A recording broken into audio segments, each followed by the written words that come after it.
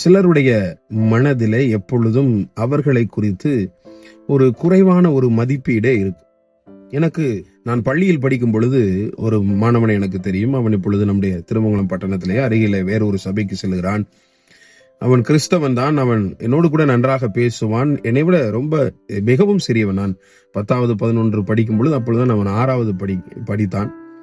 என்னோடு கூட நான் சைக்கிளில் வரும் பொழுது என்னோடு கூட தான் அவனும் வருவான். அவனுடைய புத்தக பை என்னுடைய சைக்கிள் தான் வைத்து இருவரும் நடந்துதான் வருவோம். அவனுடைய வீட்டிற்கு திரும்புகிறதான அந்த முக்கு வந்தவுடன் என்னிடத்துல புத்தக பையை வாங்கி கொண்டு அவன் பிரிந்து சென்று விடுவான்.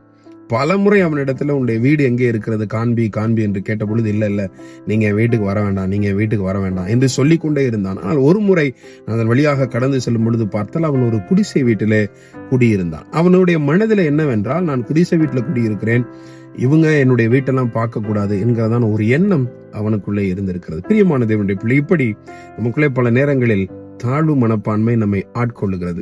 என்னாகமம் 13ஆம் அதிகாரம் 33வது வசனத்திலே நாம் அங்கே வாசிக்கிறோம், ராட்சத பிறவியான ஏனாக்கின் குமாரராகிய ராட்சதரையும் கண்டோம். அவங்க அங்க சொல்லுகிறத பாருங்கள், எங்கள் பார்வைக்கு வெட்டுக்கிளிகளைப் போல இருந்தோம், அவர்கள் பார்வைக்கும் அப்படியே இருந்தோம். அவர்கள் அங்கே நடந்தது, அந்த மனிதர்கள் இவர்களை, நீங்க எங்களுடைய பார்வைக்கு வெட்டுக்கிளிகளை போல இருக்குங்க, எங்க தேசத்தை விட்டு ஓடி போங்கன்னா துரத்தி விடவில்லை. இவர்களாக நினைத்து கொண்டார்கள், நாங்கள் அவர்கள் பார்வைக்கு வெட்டுக்கிளிகளை போல இருக்கிறோம் என்று சொல்லி. இப்படித்தான் பல நேரங்களில் நம்மை குறித்தே நாம் தவறாக மதிப்பீடு செய்து கொள்கிறோம். பிரியமான தேவனுடைய பிள்ளைகளை, நம்முடைய மதிப்பீடு பணத்தை வைத்தோ, பொருளை வைத்தோ, ஐஸ்வர்யத்தை வைத்தோ, திறமை வைத்தோ, தாளந்தை வைத்தோ இருக்கக்கூடாது. நம்முடைய மதிப்பீடு எப்பொழுதுமே அபிஷேகத்தை வைத்து இருக்க வேண்டும். நம்மோடு கூட இருக்கிற தேவனுடைய பலன் தான் நம்முடைய பலன். நம்முடைய தேவனுடைய மதிப்பீடு தான் நம்முடைய மதிப்பு.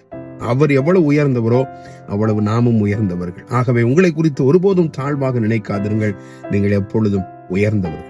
ஆமென்.